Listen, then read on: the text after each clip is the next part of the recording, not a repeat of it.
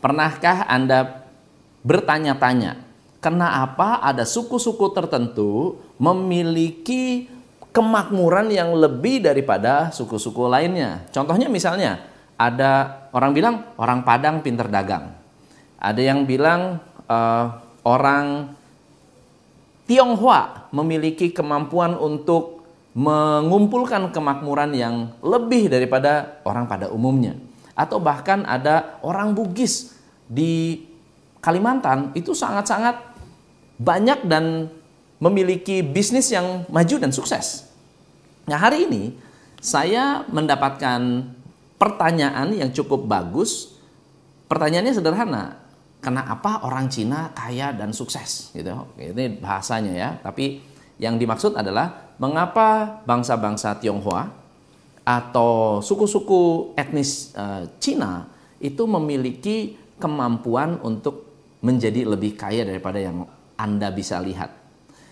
Mungkin sifatnya generalisasi. Kalau menurut saya ini sifatnya generalisasi. Kenapa? Karena ada juga banyak orang-orang Tionghoa yang miskin, ada banyak ya. Tapi yang kaya juga banyak. Yang kaya lebih terlihat, bukannya lebih banyak, tapi lebih terlihat. Pertanyaannya adalah apa yang bisa kita pelajari dari mereka? Nah, saya ada 7 pembelajaran yang menurut saya sangat luar biasa karena saya mendengar dan mendapatkan pelajaran ini dari salah satu sahabat saya. Jadi di waktu SD, saya punya seorang sahabat yang bisa dikatakan memiliki keluarga yang cukup sukses, kaya, makmur, tapi sangat-sangat humble, sangat-sangat sederhana. Nah, kebetulan beliau adalah sahabat saya, sering main bareng, saya sering main di rumah beliau, saya sering pergi, dan ada banyak sekali hal-hal yang menurut saya cukup menarik yang boleh kita sharing hari ini. Ini adalah 7 prinsip bisnis orang Cina. Prinsip yang pertama. Prinsip yang pertama adalah kerja keras. Saya tidak pernah menemukan bahwa ada orang merekomendasikan bahwa kerja keras itu nggak perlu. Mereka mengatakan kalau mau hidup, kalau mau kaya, kalau mau makmur, mau segala sesuatu yang baik, semua harus diperoleh lewat kerja keras. Anda bisa lihat yang punya Sampurna, yang punya BCA, yang punya Lipo, yang punya Alibaba. Mereka semua adalah orang-orang yang pekerja keras. Ada satu prinsip yang cukup menarik. Kalian kalau kalah pinter, nggak apa-apa. Asal jangan kalah rajin. Ya, kamu kalah pinter nggak apa-apa. Asal jangan kalah rajin. Itu yang saya dengar dari papanya teman saya ketika kawan saya ini dapat nilai jelek. Dan itu menurut saya nasihat yang sampai hari ini saya masih ingat. Yang kedua, mereka adalah orang-orang yang prihatin. Coba Anda perhatikan, ada orang punya lembaga keuangan besar sekali, punya koperasi yang luar biasa besar, kemana-mana pakai kaos oblong, sepeda ontel. Sepeda ontel itu sepeda jengki, ya, kemana-mana. Punyanya bisnis gede sekali, pakai kaos, celana pendek, sendal jepit. Lalu kalau ditanya, Pak, Bapak kan udah begitu kaya, Bapak kan udah begitu sukses, kenapa nggak pakai baju yang lebih representatif begitu, pakai baju yang lebih oke? Dia bilang begini, buat saya bukan itu yang saya cari. Saya pakai baju yang bagus pun tidak mengubah bisnis saya, tidak mengubah apa-apa. This is who I am. Ini adalah diri saya. Ada satu orang yang cukup sukses dan kaya lah, kayanya kaya banget, oke? Lalu kemudian kebetulan saya coaching banyak sekali orang-orang Semarang, dan saya mungkin nggak boleh sebut namanya karena beliau memiliki pabrik berumur 70 tahun, dan kalau waktu saya masih kecil ada sebuah produk yang kita konsumsi dari kecil dan pabriknya ada di Semarang. Yang punya orang Semarang. Orang itu punya properti banyak sekali, semuanya di pusat kota Semarang. Gede-gede, punya bangunan luar biasa. Dan saya bertemu dengan anaknya. Anaknya mengatakan, saya mengatakan gini, saya interview dong, kita bikin interview yuk. Kan kita udah coaching nih, kenapa nggak kita interview lah sekali-sekali. Dia bilang gini, wah janganlah, beliau ini orangnya terlalu sederhana. Saya katakan, apa sih prinsip hidupnya? Dia katakan begini, prinsip hidup sukses beliau ada satu. Makan bubur sampai kamu bisa makan nasi. Kalau hanya bisa makan bubur, makan bubur. Prihatin sampai kamu mampu makan nasi. Apa artinya? Anda tidak harus jadi orang yang punya mobil mewah, yang punya baju mewah, yang punya tas branded. Kalau memang nggak mampu, ya lebih baik pakai kantong kresek. Kalau memang nggak mampu beli Hermes, gitu ya. Pakai tas biasa yang fungsinya sama, yang bisa digunakan untuk teknik yang sama atau digunakan untuk membawa barang-barang yang sama. Kalau Anda belum mampu membeli yang lebih mahal. Dan menurut saya itu satu prinsip yang sangat-sangat luar biasa. Oke? Yang ketiga adalah irit. Nah, apa beda antara prihatin dan irit? Menurut saya prihatin lebih kepada lifestyle. Irit lebih kepada pengelolaan uang.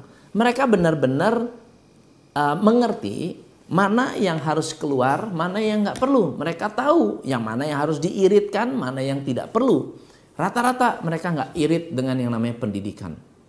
Tapi mereka bisa irit dengan yang namanya makan di luar, dengan entertainment, dengan membeli mobil. Ada seorang klien saya, bisnisnya maju luar biasa, bisnisnya distribusi, menjual peralatan seperti hardware, kemudian power tool, omset satu bulan itu bisa 20-30 miliar. Satu bulan 20-30 miliar is a big omset. Mobilnya Kijang Butut. Kijang Butut. Dan karyawannya, mobilnya lebih bagus daripada yang punya. Why? Karena dia merasa ini mobil masih bagus, terawat, masih bisa dipakai. Kalau memang belum waktunya ganti, tidak perlu ganti, kenapa harus ganti? Karyawannya kredit mobil baru, tapi kekayaannya tidak sekaya business owner ini. Irit adalah salah satu cara untuk membuat Anda kaya dan sukses. Yang keempat adalah disiplin. Disiplin dalam segala hal. Mereka buka toko paling pagi. Mau ada pelanggan, tidak ada pelanggan, buka toko. Yang tutup paling malam mereka. Mereka disiplin dengan yang namanya rutinitas. Disiplin dengan pencatatan. Disiplin dengan pengeluaran. Jadi disiplin adalah bagian yang sangat luar biasa yang dilakukan oleh orang-orang Tionghoa. Yang kelima, ada satu pelajaran menarik yang menurut saya cukup bagus, yaitu jadi orang harus logis, common sense. Masalah kecil nggak usah digede-gedein. Masalah gede jangan digede-gedein. Bahkan dia mengatakan kalau masalah kecil anggap nggak ada. Jangan dibikin besar. Masalah besar anggap kecil. Kenapa? Kalau masalah kecil dibesar-besarkan, kita nggak bisa fokus pada masalah yang lebih besar lagi. Kalau masalah kecil bisa ya udah anggap nggak ada. Jangan digubris. Ini akan membuat Anda menjadi lebih logis. Yang keenam saya suka banget, yaitu berani. Beberapa waktu lalu saya mengcoach sebuah grup besar, namanya New Armada Group. Saya bertemu dengan Pak David Hermanjaya. kita makan malam. Jadi malam-malam beliau telepon, "Coach, ada di mana?" Wah, saya bilang saya ada di kamar. "Udah makan belum?" "Oh, belum." "Yuk makan bareng." Akhirnya kita turun, kita makan. Kita makan di hotel beliau di Grand Artos. Saya ngobrol tentang bisnis, ngobrol tentang ini dan itu dan seterusnya dan seterusnya. Lalu ada satu hal yang saya katakan, "Pak, apa sih yang membuat Bapak punya bisnis begitu banyak dan besar?" Dia mengatakan, "Bisnis ini tidak langsung besar. Bisnis ini semua mulai dari kecil." Lalu istrinya mengatakan, "Pak Lim ini kalau bangun sesuatu, kalau buka bisnis itu dirawat, dijaga untuk suatu hari bisa menghasilkan. Dan semua start dari kecil, semua start dari yang istilahnya kecil." Tapi saya katakan, apa yang membuat Pak David mau mengembangkan bisnis begitu banyak? Dia mengatakan gini, berani aja. So prinsip yang keenam, berani aja. Bukan hanya berani lalu ditinggal, tapi berani buka bisnis lalu dirawat, diperhatikan, dijaga, diawasi, dikontrol, dikendalikan. Itu yang akan membuat bisnis kamu berkembang suatu hari. Dan menurut saya, I cannot agree more. Benar-benar saya setuju. Ya, next time saya bisa upload videonya, video interview saya dengan beliau. Ada beberapa video yang saya coaching di New Armada Group. Anda bisa lihat di YouTube channel saya. Yang ketujuh adalah jangan sombong. Kalau tadi saya tanya, mau nggak diinterview? Nggak deh. Tahu nggak kenapa? Karena mereka nggak mau terlihat sombong, nggak mau kelihatan, nggak mau menonjol. Karena dia mengatakan begini, kesombongan mendahului kejatuhan. Orang yang sombong nggak lama jatuh. Orang yang belagu nggak lama akan ditinggalkan orang. Orang yang sombong akan kehilangan banyak. Dan orang yang rendah hati lebih disukai. Nah, banyak orang yang hebat di luar sana memiliki kerendahan hati, sangat open mind, sangat mau belajar, dan mereka bukan orang-orang yang selalu mengatakan, gue udah tahu, saya udah ngerti. Justru yang susah, yang kayak begitu. Orang-orang yang susah, orang-orang yang punya mental miskin, dikasih kesempatan selalu bilangnya, mana bisa, nggak mungkin, susah, bla bla bla. Mereka berani, coba, rawat.